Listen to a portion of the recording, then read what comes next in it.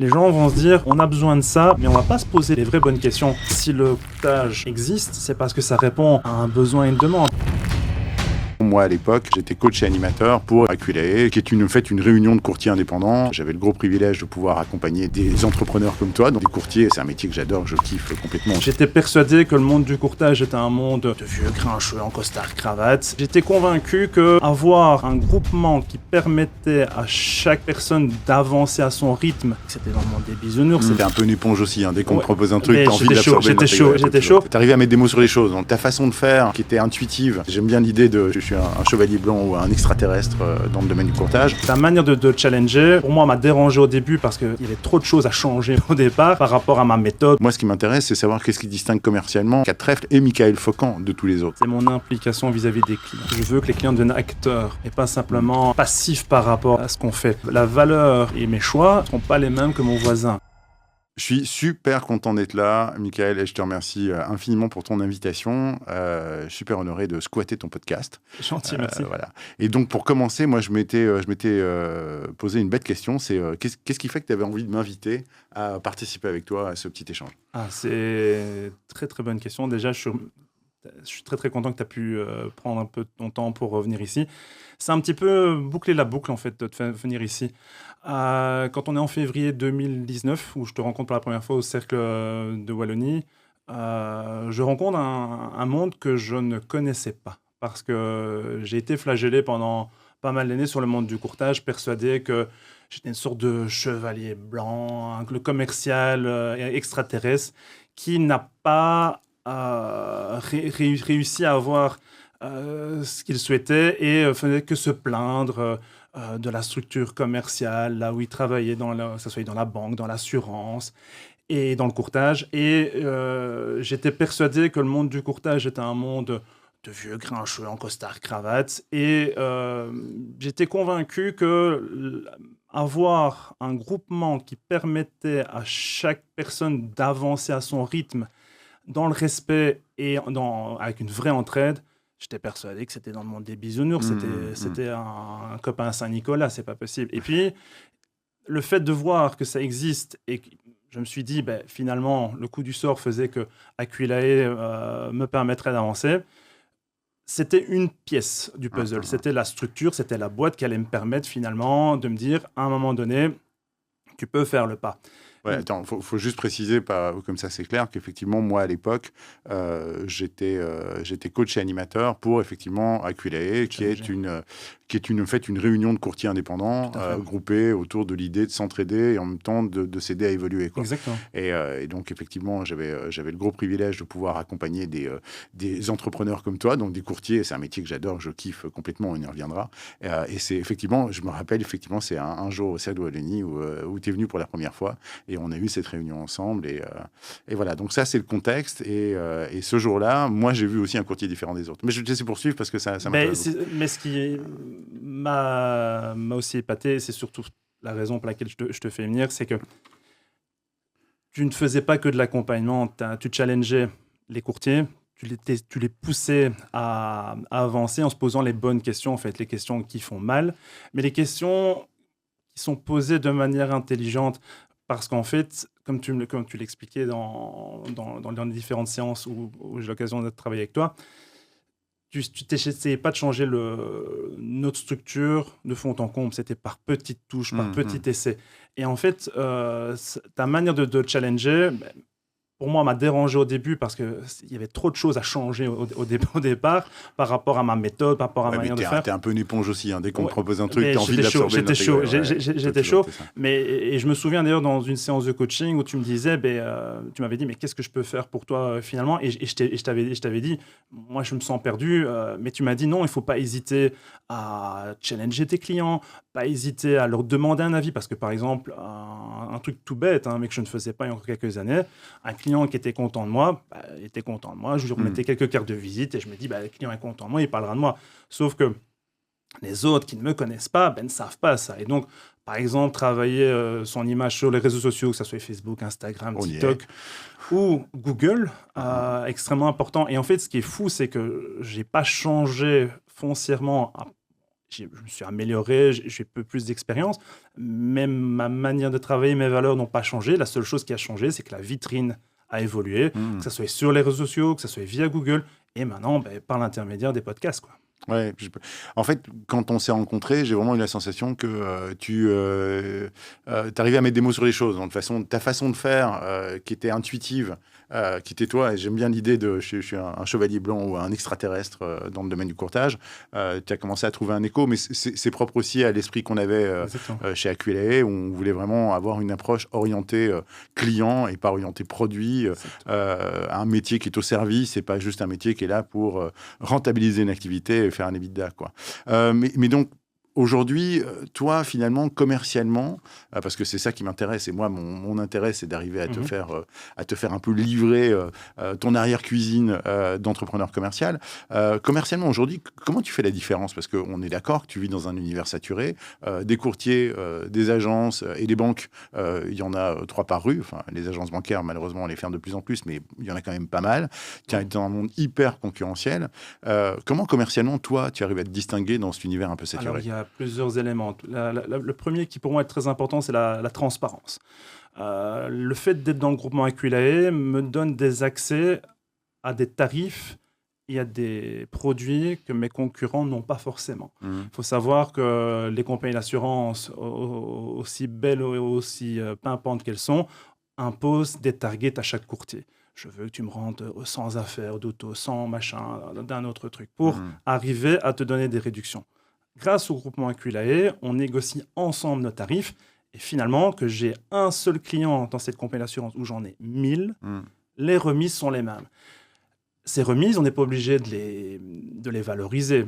Si j'ai du moins 40 et que je dis je m'arrête à moins 20, moi, je ne peux pas faire ça. Et donc, moi, je suis sur une croissance qui est plus lente que certains de mes confrères, mais j'ai une clientèle qui comprend parfaitement Mhm. bien que derrière, s'ils doivent avoir du moins 40, parce que selon les critères des compagnies et sur base du marché, à ce moment-là, c'est ça qu'il faut faire.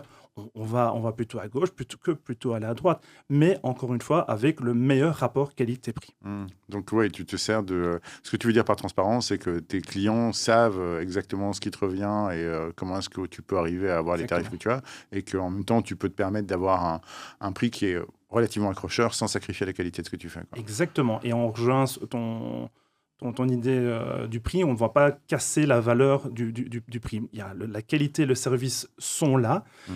La chose, c'est que le client peut vraiment choisir en âme et conscience. Et je ne suis pas coincé sur le marché en me disant, je suis tout petit, donc je devrais travailler avec un fournisseur, deux fournisseurs. Je peux travailler avec tous les fournisseurs du courtage du marché. Mhm. Et ça, c'est un luxe ultime. Ouais, et en même temps, effectivement, ta participation à ce groupement Aquila permet de donner une rationalisation aux tarifs. Parce que c'est toujours le gros problème en vente, c'est quand tu prétends faire un prix et puis que tu diminues le prix de 20% pour des raisons qui échappent au cerveau de ton client, on sent que c'est du flanc, quoi. Et donc, en fait, au lieu de construire la confiance, tu la détruis. Quand tu dis, en fait, je peux vous proposer un prix qui est un peu plus attractif parce que j'appartiens à un groupement qui massifie, etc., tu donnes à ce moment-là des raisons rationnelles à ton client de te suivre. Et effectivement, tu pètes pas la valeur de ce que tu fais, au contraire, tu la magnifies, quoi. Mais ça, à la limite, c'est encore quelque chose qu'on pourrait avoir chez tous les courtiers Aquila. Moi, ce qui m'intéresse, c'est savoir qu'est-ce qui distingue commercialement Cat Trèfle et Michael Faucant de tous les autres. Alors, ce qui me différencie par rapport à mes autres confrères, c'est mon implication vis-à-vis des clients. Je vais m'expliquer. Quand je vais chez un client entrepreneur, la première chose que ces entrepreneurs font, ils me sortent la farde avec leurs assurances auto et Mm. me disent, voilà, remets-moi un prix. Moi, c'est quelque chose que je ne peux pas et ne veux pas faire. Ce qui se passe, c'est que je veux comprendre ce que le client fait. Donc, si j'ai un menuisier devant moi, j'ai quelqu'un qui a une chaîne de montage, une usine, je veux comprendre le projet. Alors, on va me dire, ouais, qu'est-ce que ça l'intéresse de voir mes process de production, comment je gère ça. C'est pas de l'espionnage. L'idée derrière, c'est simplement de se dire, si je comprends pas votre projet, si je comprends pas comment vous travaillez, moi derrière en tant que courtier, je peux pas faire le job. Si je sens que le client a des affinités avec certaines choses plutôt que d'autres, moi derrière, je dois arriver à avoir une compréhension suffisamment claire. Parce que si je comprends pas son business, derrière, comment je peux assurer ça correctement? Comment tu peux le servir si tu ne comprends pas ce que les autres font? Alors, ça aussi, hein, c'est quelque chose sur lequel on s'est retrouvé très vite. parce que moi, tu me connais, je suis un maniaque de la découverte, de l'ouverture, de la compréhension de ce que fait l'autre. Et contrairement à ce que pensent beaucoup de gens, ça prend pas forcément énormément de temps, en fait, d'arriver à s'intéresser à l'autre. Et en même temps, tu en économises parce que tu vas avoir toutes les bonnes réponses, savoir comment te servir lui. Mais c'est quelque chose que j'ai eu du mal à faire rentrer dans la tête de pas mal de courtiers et pas mal aussi d'agences et de compagnies, parce qu'on est très vite dans quelque chose de très transactionnel. Tu veux une auto, tu veux une auto. Il y a 3-4 caractéristiques. Tu vois. Et par contre, quand effectivement tu interroges les gens sur leur projet, sur leur avenir, sur leur planification, ou simplement que tu essaies de comprendre leur métier, ça se passe super bien. Et tu serais, alors toi évidemment, tu le pratiques au quotidien, mais tu serais bluffé de voir combien de fois tu peux avoir une conversation, même avec des gens sur du patrimoine ou simplement sur des assurances à la personne, et avoir des commerciaux ou des gestionnaires qui sortent de là, et quand je leur dis, mais c'est quoi le métier de la personne? Ils bullent.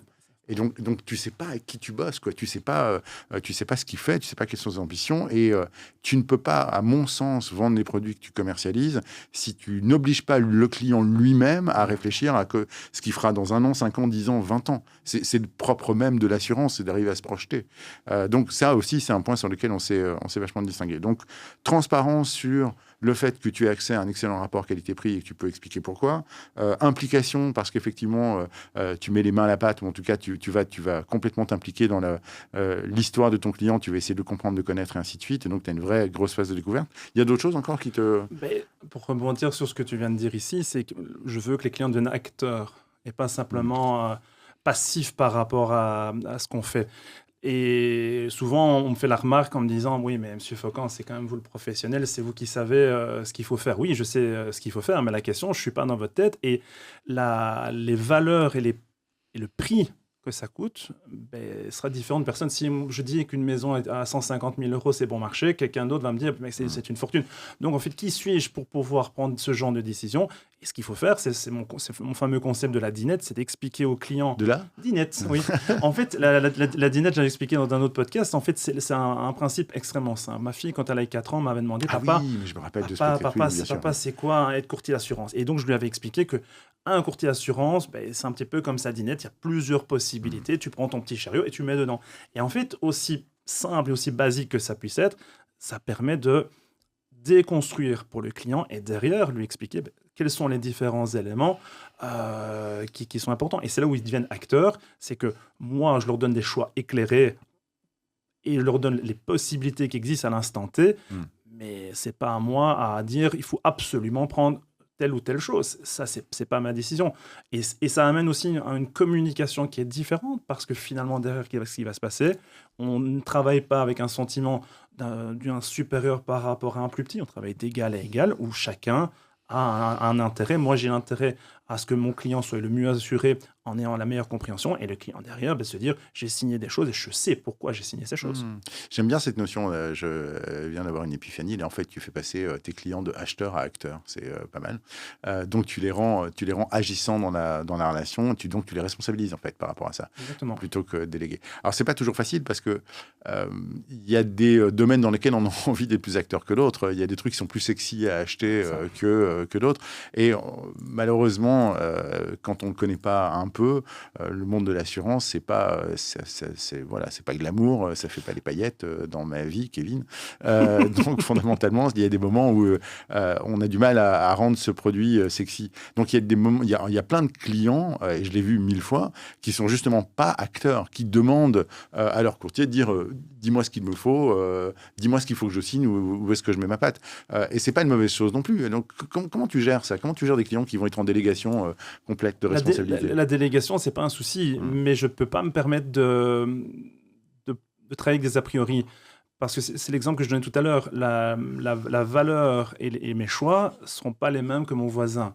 Et donc, pour moi, si tu ne veux pas rentrer dans ce moule où moi, je vais t'expliquer, non pas comme un professeur, ça ne prend pas des heures, mais de montrer quelles sont les différentes possibilités, ça créera à un moment donné une distorsion, parce qu'en assurance, on fait le meilleur des mondes.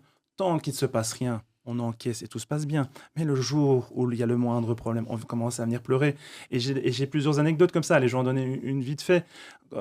Souvent, quand il y a des règlements sinistres en assurance habitation, Il y a des gens qui ont oublié qu'ils avaient signé un pacte où il n'y avait pas de franchise. Ils ne savaient pas qu'ils avaient droit à ce qu'on appelle des pertes indirectes, donc un montant supplémentaire par rapport à l'indemnisation. Et ils me disent, ah bon, j'avais signé ça. Et ça, à la fois, c'est bénéfique dans l'exemple que je donne, parce que le client se dit, waouh, finalement, j'ai plus que ce que je m'étais imaginé. Mais ce que je veux, c'est que on est en assurance. Donc, est-ce que je prends un risque ou est-ce que je veux assurer ce risque? Mais je veux qu'en âme et conscience, on sache dans quoi on s'engage. Et ça, pour moi, ça, c'est vital. D'accord.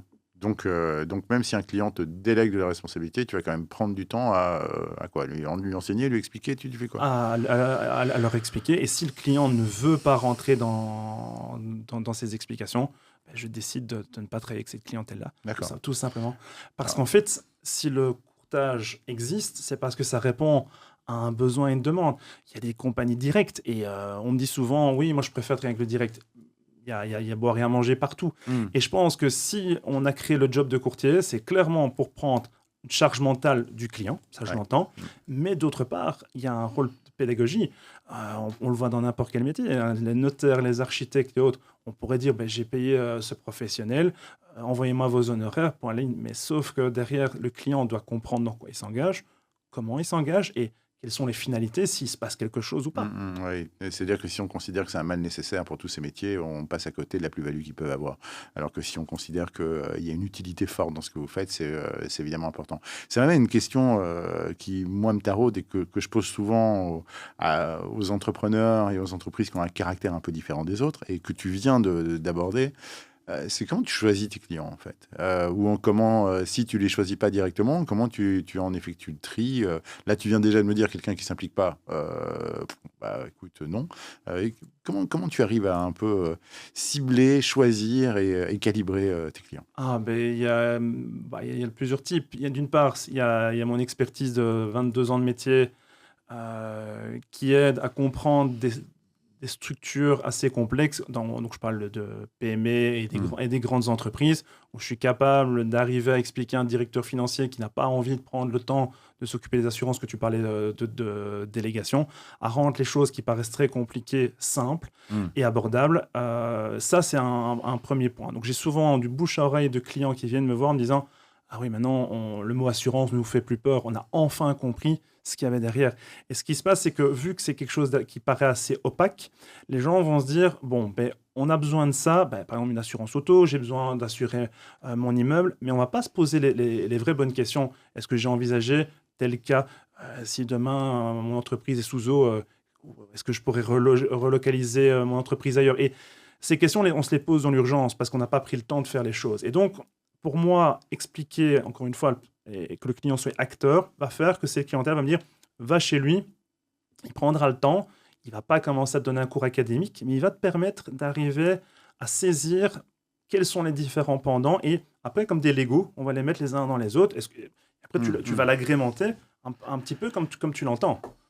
Et ça, c'est pour la clientèle, petite entreprise, grande entreprise. Ça, c'est ce que tu peux leur apporter, c'est une vulgarisation, une meilleure compréhension. Exactement. Mais comment justement tu vas les choisir et les trier, ou comment est-ce que tu vas aller vers eux? C'est du bouche à oreille, c'est ce que tu me dis. Pour cette clientèle-là, c'est une clientèle de bouche à oreille qui connaissent mon expertise ou qui m'ont vu sur les réseaux sociaux, qui ont entendu parler de ce que je faisais. Mais il y a aussi autre chose qui va faire la différence, indépendamment de ce côté pédagogique, c'est, comme je te disais tout à l'heure, c'est de vivre le projet des clients, c'est comprendre dans quoi ils s'engagent. Et tu sais, depuis que j'ai créé mon entreprise il y a 5 ans, il y a des réalités que je me rends compte maintenant que je ne me rendais pas compte à l'époque.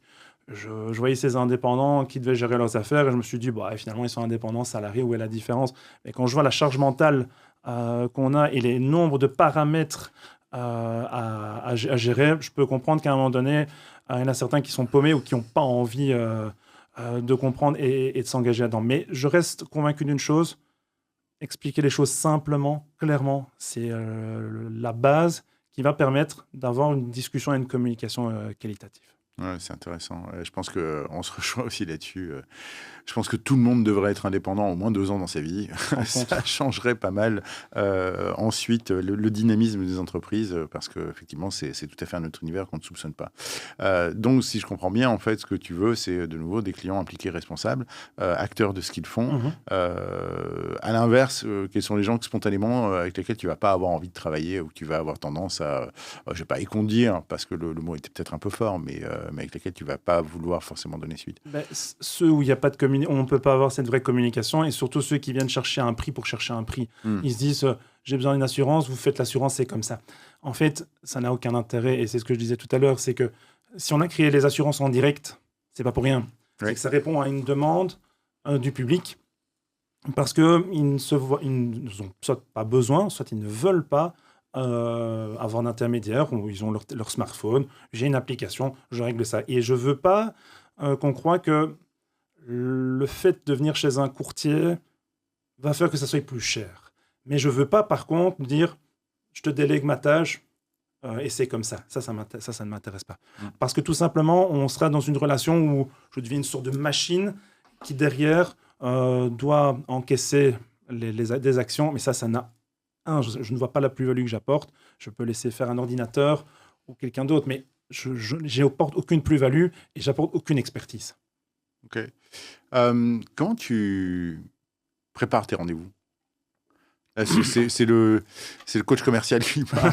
J'ai envie de décoder un peu la méthode Michael Faucon. Eh ben, en fait, elle demande, encore une fois, dans cette logique d'acteur, que les clients préparent aussi leur rendez-vous. Ok, tu les fais préparer? Ah oui. Okay. On ne vient pas les mains dans les poches, malheureusement, à mes rendez-vous. Donc, il y a d'abord... Attention les gars, il ne faut pas venir les mains dans les poches. Il y a d'abord le B.A.B.A., carte d'identité, permis de conduire, toutes les attestations, les contrats, etc.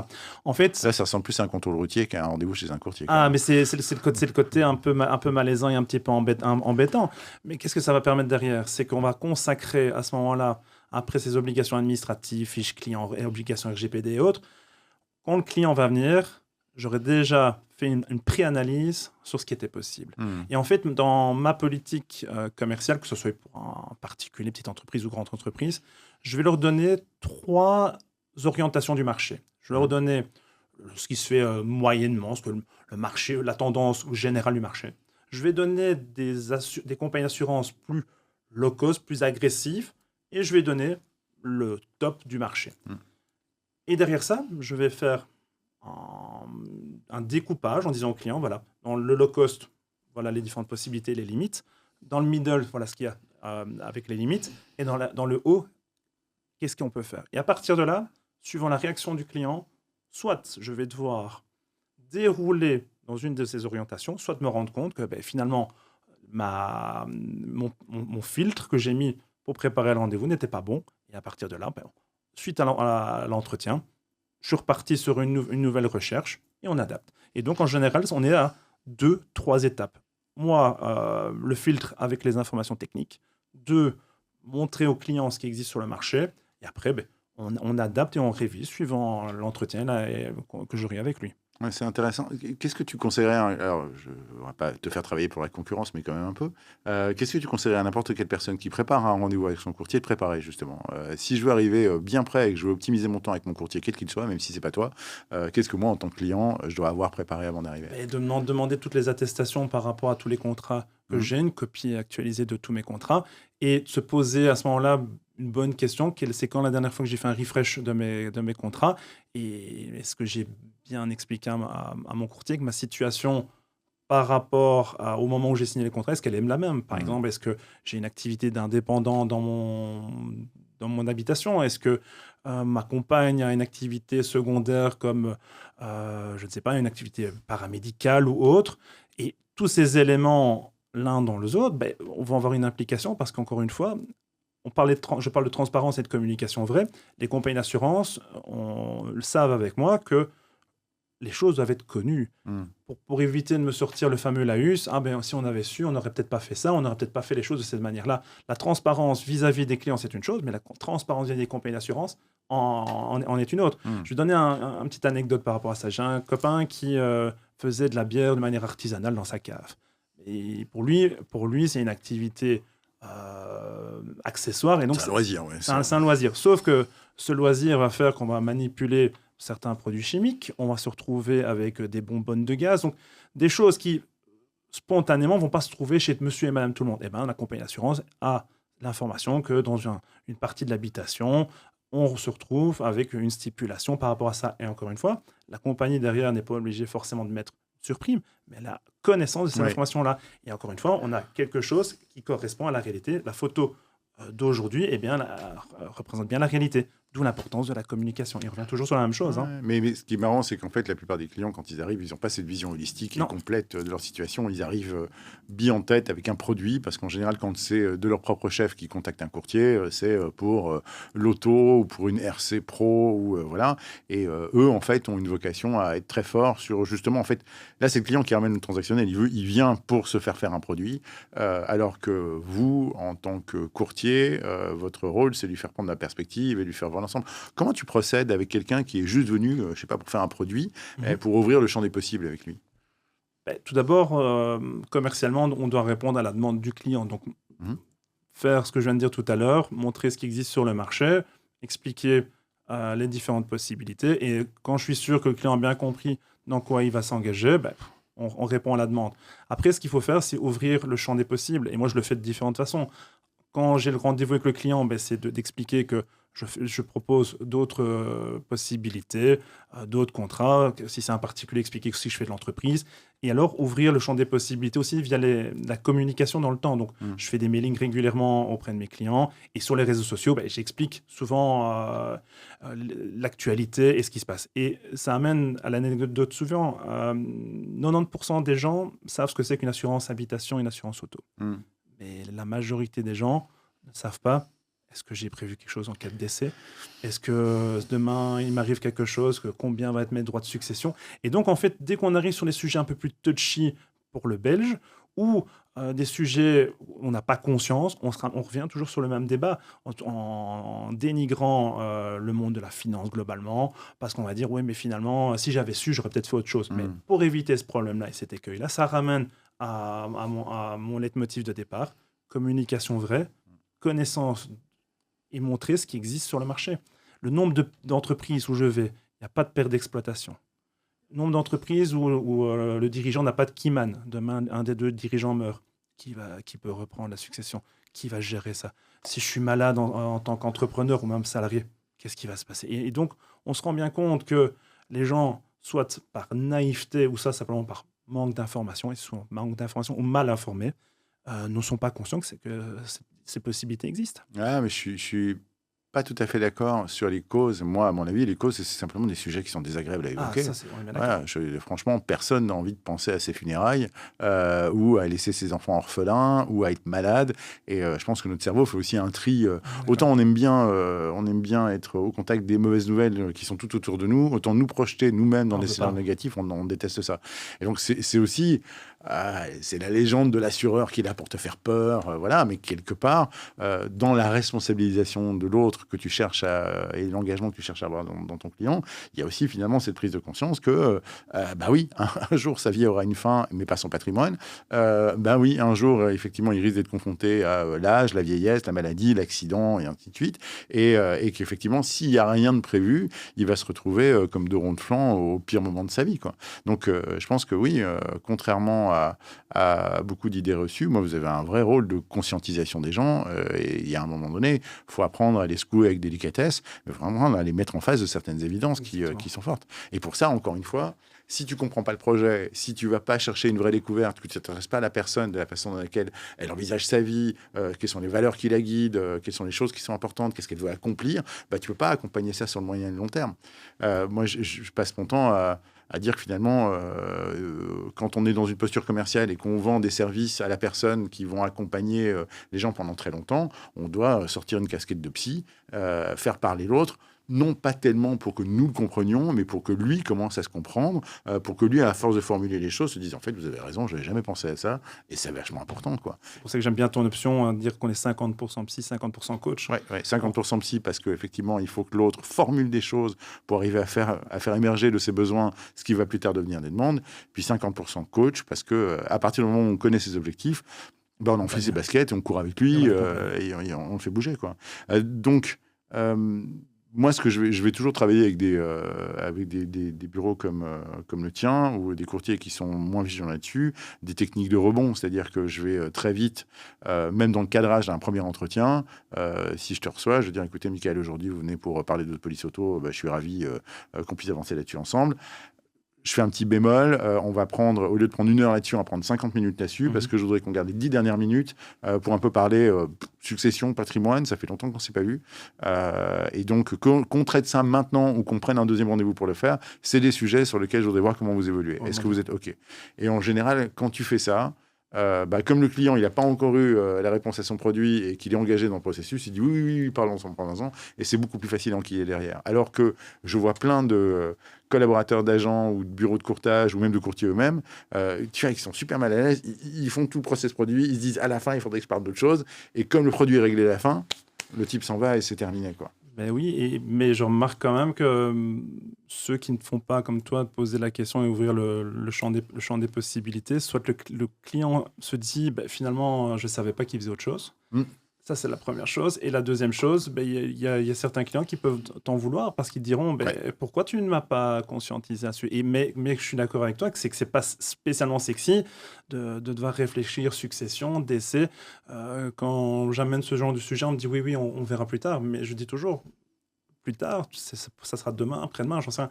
Et c'est clair que ça peut générer un stress chez les clients de se dire j'ai pas envie d'y réfléchir, j'ai pas envie de m'inquiéter de ça, mais notre job, en fait, c'est de faire ça, c'est d'ouvrir le débat.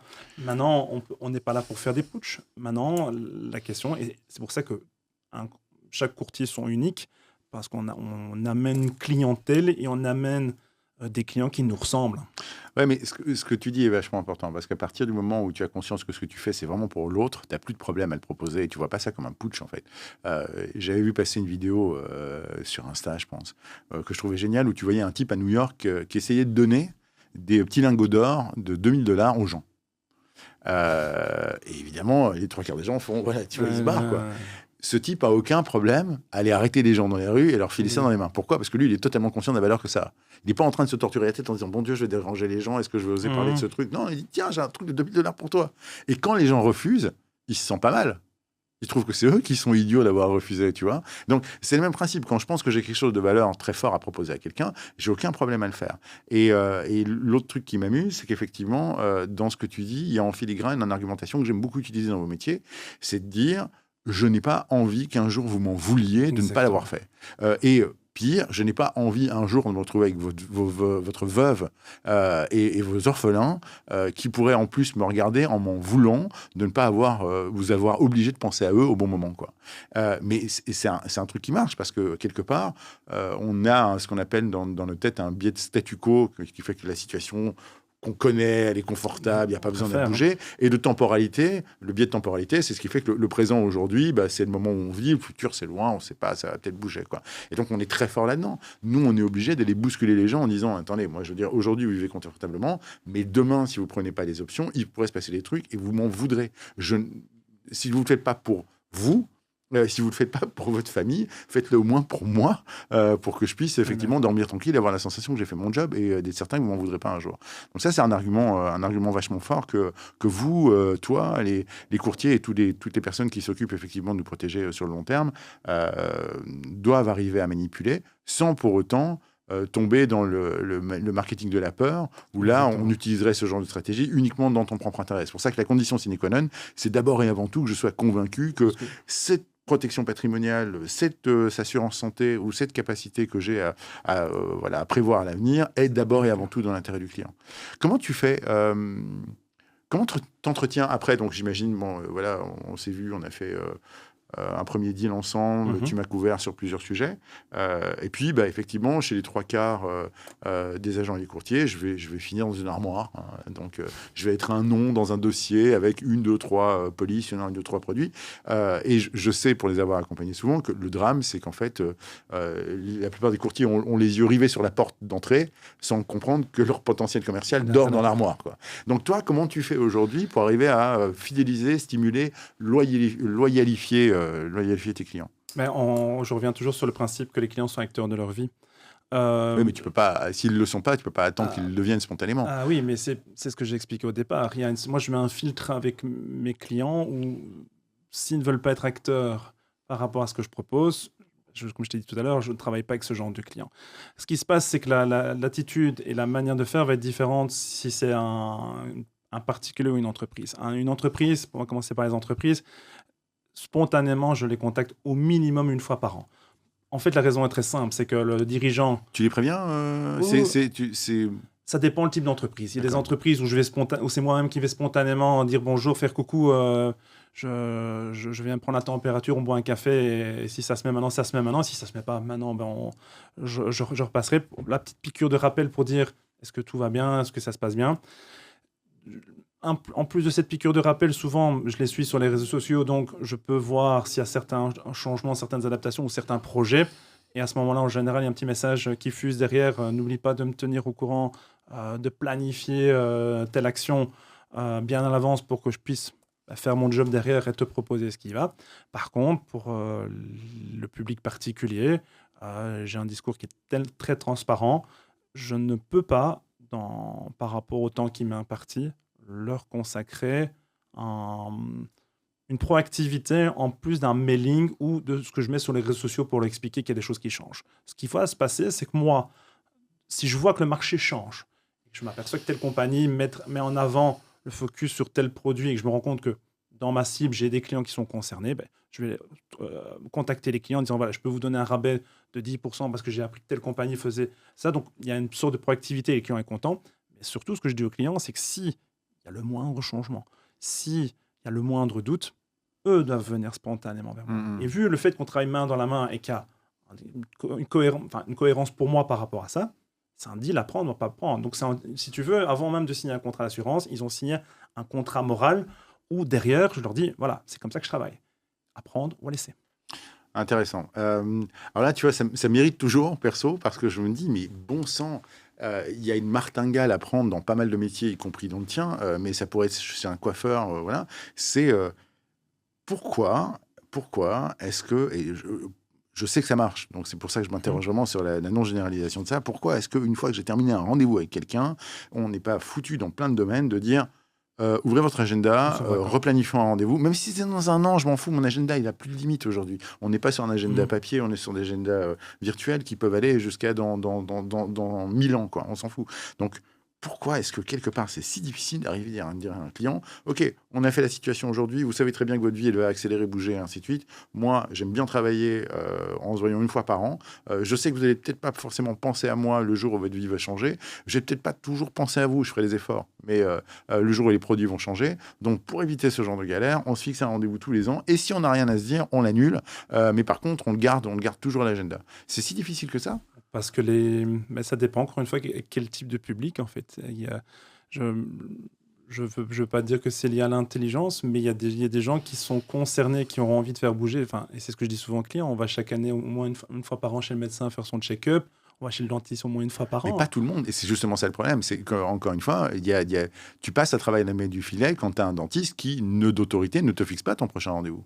Et c'est là qu'on finit par avoir des problèmes. C'est là où je vais rejoindre ce que tu avais déjà dit dans un de tes podcasts de Dr. Cell, c'est qu'il y a des gens qui prennent soin d'eux-mêmes, de leur santé, qui mangent leurs 5 fruits et légumes par jour, disent on fait attention à l'alcool, je fais un peu de sport, mais que ça, quand on parle de leur patrimoine ou de leur entreprise, il y a des gens qui soit font le système de l'autruche, soit ils disent on verra. Et ça, pour moi, ça me pose un énorme problème, mais qui suis-je pour pousser les gens? Moi, déjà, quand le client arrive à accepter... T'es un peu le médecin de leur patrimoine, t'es un peu le médecin de leur...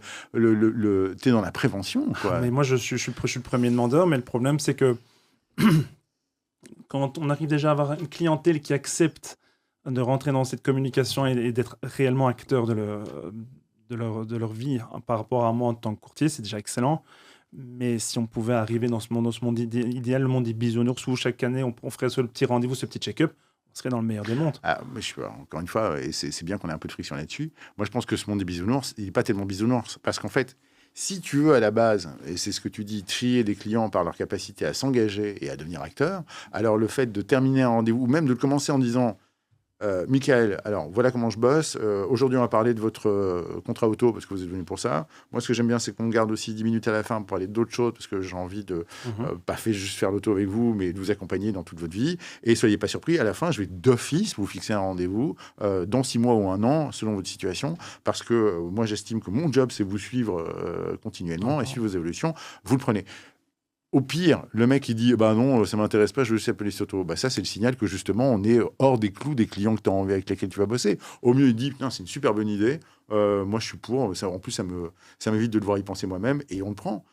Mais encore une fois, la question que je te pose, je peux la poser à des médecins ou à plein de gens. C'est tellement simple. Je te dis, même mon coiffeur, il a fait une progression de chiffre d'affaires de dingue quand il s'est mis spontanément à terminer. Tu vois, il fait ta coupe, il fait ta barbe, et puis il prend en caisse. Et le dernier mot qu'il dit, c'est on prend un rendez-vous pour quand? Aujourd'hui, il n'a plus de problème de gens qui gueulent parce qu'ils n'ont pas de rendez-vous, parce qu'ils le prennent en dernière minute et qu'il est toujours complet. Il a fidélisé sa clientèle et ça marche tout seul. Mais ça, pour moi, comme beaucoup de choses commercialement parlant, ça doit rentrer dans un processus, quoi. Et une routine. Et le plus dur, c'est bien, c'est faire rentrer des routines. Qu'est-ce que tu fais d'autre pour garder le... Donc, tu m'as dit, tu les suis sur les réseaux sociaux. Dans les entreprises, effectivement, tu as plus tendance à être dans la productivité et ainsi de suite. Tu m'as dit aussi que tu avais une newsletter. Ouais. Donc, comment tu entretiens tout ça? En fait, j'essaie de travailler sur 3 axes. D'une part, maintenant, il y a tout ce qui est de podcast, images, etc. Puis, chaque semaine, au minimum, un post où je vais commencer à expliquer soit une actu liée soit à un article de presse, soit quelque chose pour créer un petit peu des interactions, une évolution de la loi, une évolution de certains produits d'assurance. Et alors, il y a autre chose qui amuse mes clients et qui, moi, me fait kiffer, c'est de montrer l'envers du décor. Et pas avoir de filtre, de se dire, je travaille d'une façon qui n'est pas celle de la majorité de mes confrères. Par exemple, il y a les gamins qui viennent m'aider à scanner les papiers. J'aime bien faire certaines activités avec mes enfants, aller courir, faire du vélo. Donc, en fait, je montre le off et je montre la vraie vie, en fait, que beaucoup de confrères veulent caché, masqué. Je dis pas que je suis pas les Kardashians, hein. On n'est pas dans mon Toi, j'avais remarqué. On n'est pas dans ce délire-là, mais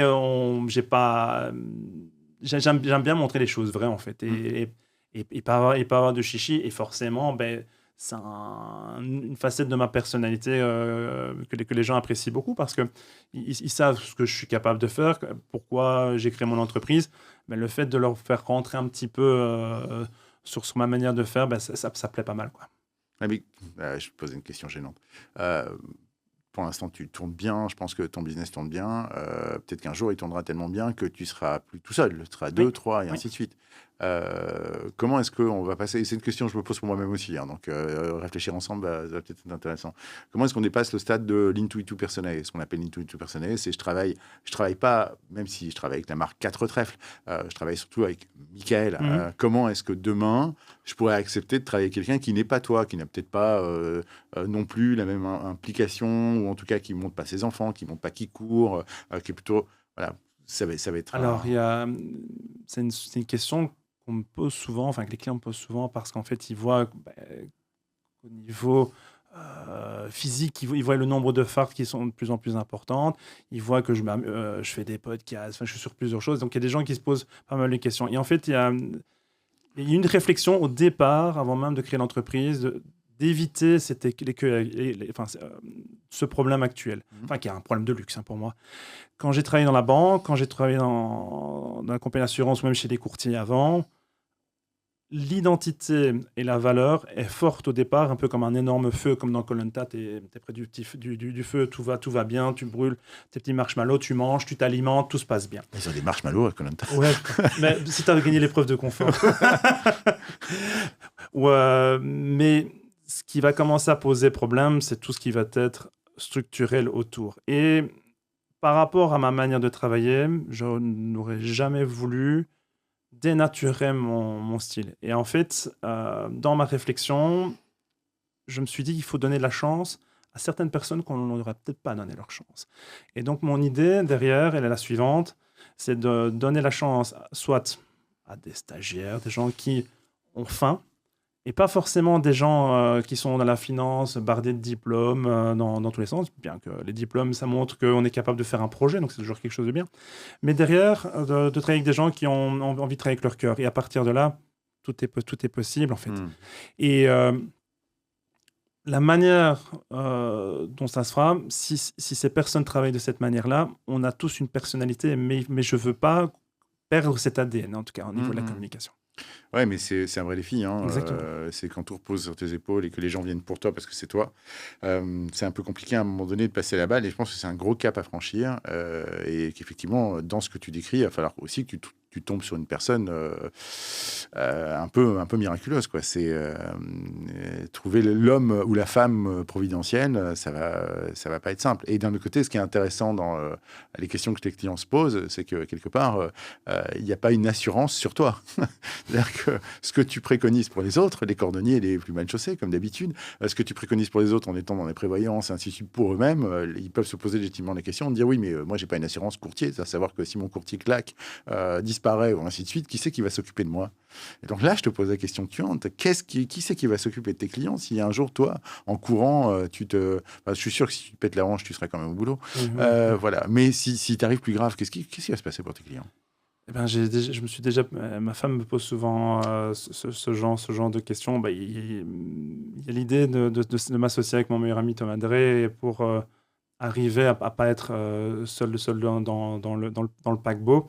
Maintenant, dans mes souhaits, et ça, ça a été mis par écrit, je ne veux pas que mon entreprise, que ce soit ma femme ou mes enfants, si c'est eux qui en bénéficient à ce moment-là, dénature le projet. Donc moi, je veux trouver, et c'est pour ça que je fais partie du réseau Aquilae, c'est que j'ai Hmm. l'intime conviction que si mon entreprise est à vendre parce qu'il m'est arrivé quelque chose, d'autres confrères qui ont ces mêmes sensibilités, peut-être ils ne seront pas la même personne, mais qui ont cette sensibilité identique, Hmm. arriveront à trouver Une continuité au une projet, ouais. continuité de projet. Et c'est souvent ce que les clients reprochent, hein, quand il y a tous ces rachats, tous ces ravalements. On remarque souvent que les clients me disent: oui, mais à l'époque, je travaillais avec Avec. le père, je travaillais avec le fils, c'est plus comme le père, ou il a été racheté par tel groupement, et finalement, moi, je ne m'y retrouve pas. Parce qu'en fait, encore une fois, la charte morale qui a été signée avec le client ne correspond plus à la réalité, en Hmm. fait. C'est intéressant ton truc de charte morale. En fait, on signe avec un individu ou une personnalité. Et effectivement, elle a tendance à se diluer dans un collectif. Mhm. Et plus il est gros, plus c'est compliqué. Tout à Voilà, fait. quoi. Et évidemment, le plus gros collectif étant être en direct avec la compagnie où tu es juste un numéro. Et voilà. Alors, big up aux compagnies, hein. Ils font des très bons produits, c'est super. Mais effectivement, moi, ce que je vais acheter Celui-là. chez un courtier, c'est effectivement une interface humaine, un rapport, un conseil qui va pouvoir me permettre effectivement de comprendre mes besoins, de me coacher et de me guider vers autre chose. Euh, c'est super intéressant. C'est quoi ton meilleur truc de vente? C'est quoi ta meilleure technique de vente, ta meilleure astuce? Est-ce que tu peux nous la confier en toute transparence? Mais c'est pas vraiment, enfin, je sais pas si on peut dire que c'est une astuce. Je travaille dans une spontanéité, en expliquant les choses simplement et platement, en donnant les avantages et les inconvénients de ce que je propose, en fait. Je ne peux pas vendre la mariée plus belle qu'elle n'est. Hmm. Donc, à chaque fois, l'idée, c'est de dire, ben voilà, si on va, donc c'est ce que je t'expliquais tout à l'heure, on va dans une solution bon marché, milieu de marché ou haut du marché. Dans les trois, il y aura toujours des éléments positifs, négatifs. Ce que je veux, c'est qu'on comprenne toujours dans quoi on s'engage, et que moi, derrière, j'ai posé les bonnes questions pour récolter les informations qualitatives, pour pouvoir derrière, ben, je dirais, réécrire pour que ça tienne la route par rapport à ce que le client peut espérer avoir, quoi. Donc, tu es toujours dans une recherche en même temps de clarté, de transparence, d'authenticité et d'être vraiment au service des besoins. Et comment. Il y a une autre difficulté qui me fascine dans vos métiers, et les gens s'en rendent peut-être pas très bien compte, c'est qu'en fait, le courtier de base, je ne parle pas de toi, mais le courtier de base, il voit son client à deux occasions. Un, quand il lui vend un produit. Deux, quand il y a un sinistre et que, bah, effectivement, il arrive dans le bureau, dans l'agence, pour gérer son sinistre, avec en plus le fait est que souvent les sinistres sont pas. Enfin, il y en a certains qui sont très bien gérés, mais à la base, on a aussi beaucoup d'histoires où finalement le produit est décevant parce que la personne se faisait des attentes hautes sur son Mhm. remboursement. Et donc, il y a un moment de vente, et puis plus tard, il y a souvent des moments difficiles d'insatisfaction. Comment tu gères des clients qui seraient éventuellement déçus, non pas par toi, Mhm. mais finalement par la mise en œuvre des garanties qu'ils ont et que ça Par la correspond. transparence, la transparence, et travailler avec une vraie humanité. Tu sais, je dis souvent à mes clients que ben, je ne suis pas parfait, et j'essaie à chaque fois de donner le meilleur, mais quand tu te rends compte que ben, soit tu as été mauvais, ou on ne s'est pas compris, Mmh. Mais c'est de faire ce que je dis à ma femme, à mes enfants, à mes amis, c'est de travailler avec un discours vrai, à dire, je pense que sur cet aspect-là ou un ensemble d'aspects, je me suis viandé, j'ai pas fait ce qu'il fallait. Ah ouais, je ne parle même pas d'un défaut de diagnostic de ta part, hein. Je parle Mmh. surtout effectivement quelqu'un qui s'imaginait que tout allait être Bah, couvert. tu déconstruis et t'argumentes. Que ça soit pour un refus ou pour une intervention moindre, c'est expliquer les choses platement aux gens. Hmm. Enfin, malheureusement, il y a pas de secret, mais il y a pas de secret, il y a pas de magie. Il y a des gestionnaires qui soit se plantent, soit je me plante, soit le client se plante ou on se plante tous les trois. Mais le plus important pour moi, c'est d'expliquer les choses platement, en disant la vérité. Pas se cacher, dire que c'est la poste, c'est la compagnie en elle-même. Non. Si on se rend compte que l'erreur ou le dysfonctionnement vient de chez moi ou de quelqu'un d'autre, c'est le dire. Voilà. Il se passe tel fait, il y a telle action qu'il faut entreprendre. On va envisager ce timing-là. Là, je peux trouver une solution. Là, on peut essayer de trouver un geste commercial, trouver quelque chose pour adoucir les choses. Mais encore une fois, on est des êtres humains. Donc, moi, je suis là pour il y ait le moins de grains de sable possible dans la machine pour que ça fonctionne bien. Et si, comme je le dis souvent, si mon métier existe, c'est parce que justement, malheureusement, il y a des grains de sable qui se mettent à plein d'endroits. Et moi, je dois essayer que, en tant que bon ingénieur de cette machine, que ça se passe bien. Ouais. C'est difficile parce bon, il y a plein de métiers sur Terre, mais des métiers commerciaux où tu gères, en fait, où tu sais que quand ton client te revient spontanément, c'est souvent parce qu'il y a un souci et que tu dois gérer le souci humain en plus de gérer le souci financier, c'est compliqué. Euh, il y a deux choses, hein, il faut bien se rendre compte, et là, derrière toi, je parle à... Toi, tu sais ce que je veux dire, mais je parle à tous les autres qui n'en ont pas conscience. Une insatisfaction client, c'est une bénédiction parce que, en fait, un client normalement satisfait, effectivement, émotionnellement parlant, il ne vit pas des ascenseurs extraordinaires, donc il va considérer que c'est normal. Par contre, un client qui a été insatisfait et puis rattrapé, lui, il vit une expérience de dingue où il sait qu'en fait, il peut te faire confiance à ce moment-là, puisque justement, il y a eu un problème et tu as su faire montre de toutes tes qualités. Et donc, celui-là, paradoxalement, alors qu'il est quand même passé par une insatisfaction, est en général plus loyal, plus fidèle et plus satisfait sur le long terme que quelqu'un qui est juste normalement satisfait. Alors, quand je dis ça à des entrepreneurs, ils me disent, c'est simple, alors il faut qu'on foire tout, et puis qu'on rattrape tout. Non, c'est peut-être pas, ça va te coûter très cher à faire ça. Mais par contre, effectivement, oui, vivre d'abord le client qui vous revient avec une insatisfaction comme un potentiel cadeau, parce que si vous réussissez à dépasser cet écueil, il y a un taux de fidélisation et d'engagement qui est super fort. Et l'autre chose, c'est les clients en fait se plantent souvent parce que eux-mêmes en fait posent la mauvaise question, mais elle est tout à fait humaine. Quand il y a un problème, un truc à gérer et que les clients sont pas satisfaits, la première question qu'ils posent, c'est la question la plus conne au monde, c'est pourquoi. Mais pourquoi ça arrive? Et pourquoi ils peuvent pas payer tout de suite? Pourquoi ils remboursent pas? Pourquoi? Et le drame là-dedans, c'est que ça t'entraîne évidemment parce qu'on se sent mal à l'aise dans une justification. Donc on va essayer de répondre au pourquoi. Alors qu'en fait, le client, à la base, quelque part, s'il réfléchit 2 minutes, mais là, il ne peut pas réfléchir, il est sous l'émotion, il ne veut pas savoir pourquoi. Et donc, il faut pratiquer ce qu'on appelle du pacing and leading, donc dire, écoutez, je peux rentrer dans le pourquoi tout de suite, mais avant, racontez-moi ce qui se passe et qu'est-ce que ça vous fait. C'est vivre leurs émotions. Voilà. Et là, effectivement, on sort des seaux de fiel et de larmes et jusqu'au moment où l'émotion commence à tomber, le rationnel commence à prendre son truc, et à partir du moment où l'émotionnel est calmé, tu dis, écoutez, Michael, bon, mais non, je peux passer 20 minutes à vous expliquer pourquoi c'est arrivé, mais ce qui vous intéresse surtout, c'est savoir comment on va en sortir. Et notre job, c'est vraiment faire passer des gens du pourquoi ça m'arrive à comment on en sort. Parce que tu auras beau expliquer pourquoi c'est arrivé, ça ne changera rien ta situation. Par contre, là où on a un rôle à jouer, c'est quand on aide les gens à en sortir par du comment. On les prend par la main et on avance. Tout à fait. Mais ils ne peuvent avoir accès à ça qu'à partir du moment où tu as accepté l'idée de vider les seaux d'émotion. Et ce qui arrive souvent, parce que très peu de gestionnaires sont formés à ça, c'est que quelqu'un qui arrive en disant pourquoi provoque chez l'autre la justification. J'ai vu ça il n'y a pas longtemps, c'est une banque qui contacte et le premier réflexe de la conseillère bancaire, c'est de dire « Ah oui, mais on vous a envoyé des courriers, hein. Ah oui, on vous avait prévenu, hein. Ah mais vous savez, c'est pas ma faute, hein. C'est pas moi qui gère les délais. » Donc, voilà, exactement. Et donc, mais c'est normal, encore une fois, je ne lui en veux pas, c'est un réflexe humain. Tu te sens un peu agressé et tu as envie de te déresponsabiliser, ainsi de suite.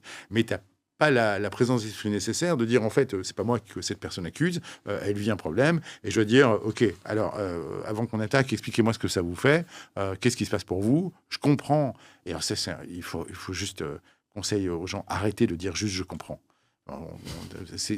On comprend quelque chose, on ne comprend pas rien. Donc, ça veut dire, si je dis je comprends, si je dis ah oui, je comprends, ouais, je comprends. Non, je dis je comprends, vu votre situation, moi, à votre place, je serais super énervé aussi. Je comprends, c'est une perte d'opportunité énorme pour vous. Je comprends.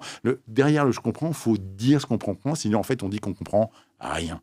Donc, voilà, je comprends ce qui vous arrive, je me mets à votre place, j'imagine que, avec des petites reformulations comme ça, l'émotion, elle tombe, et à partir de ce moment-là, tu peux faire un bon boulot de construction des solutions, quoi. Et c'est surtout que derrière, tu peux montrer quelle est ta vraie plus-value. Et souvent, moi, j'aime bien dire aux clients quand il y a des sinistres, et que c'est évidemment le moment qui n'est pas franchement le plus agréable du monde, quand ils me disent en tout cas, on était content que vous soyez là. Et je dis c'est maintenant que je prouve Voilà. quelle est ma vraie plus-value. Parce qu'en fait, c'est ce que je dis aux clients. Signer des papiers, ma fille qui a 14 ans, elle pourrait donner les papiers, signer, encaisser l'argent. La question, c'est derrière la mécanique qu'on a mis en place par rapport à ce système d'acteurs actifs, que ce soit le client et moi-même.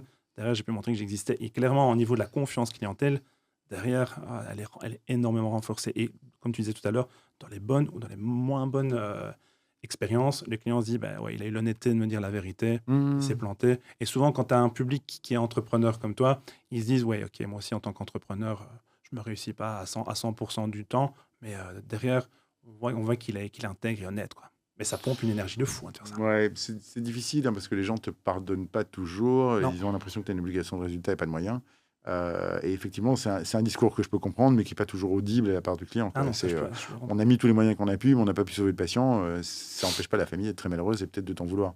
Non, moi je pense que dans ton domaine, tu te plantes pas en fait. Mais même si tu fais bien ton boulot, il va y avoir souvent des attentes déçues parce que, encore une fois, les gens qui ne sont pas acteurs de leur protection s'imaginent. Le nombre de gens qui pensent qu'ils sont couverts juste parce qu'il est marqué Omnium ou sont couverts sur tout et que rien ne peut leur arriver, et qui, arrivés au moment de découvrir ce qu'il y a à l'intérieur de la boîte, attendez, moi je pensais que c'était beaucoup plus fort que ça, sont déçus. Pourtant, on ne peut pas dire que le courtier mal fait son travail. Il a juste l'imaginaire du client dont il n'est pas propriétaire qui fonctionne à toute berzingue. Tous les clients sont persuadés des trois. Voilà, on leur a dit ça depuis très longtemps. C'est comme ça. Voilà, donc forcément, ils pensent qu'ils doivent avoir accès à tout. C'est intéressant. Qu'est-ce que tu donnerais comme conseil, en essayant de ne pas redire ce qu'on a déjà dit, à un jeune commercial qui intégrerait soit une compagnie d'assurance, soit un bureau de courtier? Alors, la première chose que je lui dirais, c'est qu'il faut avoir beaucoup d'humilité dans notre métier. Pourquoi l'humilité? Parce qu'en fait, on est dans un métier qui ne fait que changer, qui fait qu'évoluer, et en fait, on ne peut pas tout connaître sur tout. On peut avoir une vue globale, un peu comme le médecin généraliste. Le médecin généraliste, il a une vue globale sur le monde de la médecine, mais il n'est pas spécialiste comme ton orthopédiste, comme ton dentiste, etc. Donc, on ne peut pas tout savoir sur tout. Donc, il faut se dire qu'avec le temps, avec l'expérience, avec les formations, avec ce qu'on va vivre, on va forger cette expérience. Et alors, il faut garder une autre qualité. Enfin, il y en a encore deux.